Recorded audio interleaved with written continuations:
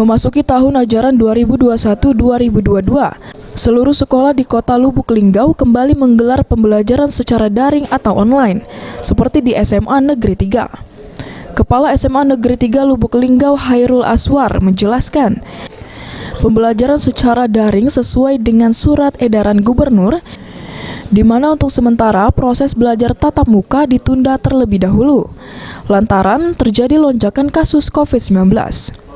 Tidak hanya proses belajar yang dilakukan secara online, namun kegiatan lain mulai dari MPLS atau masa pengenalan lingkungan sekolah bagi siswa baru juga digelar melalui Zoom meeting.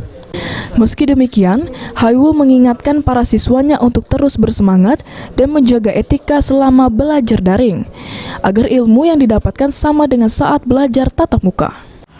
Biar dia semangat lagi mengikuti daring, kemudian jaga etikanya dalam daring. Mudah-mudahan mereka dalam mempelajari dengan pelajaran daring ini tetap dapat ilmu lah.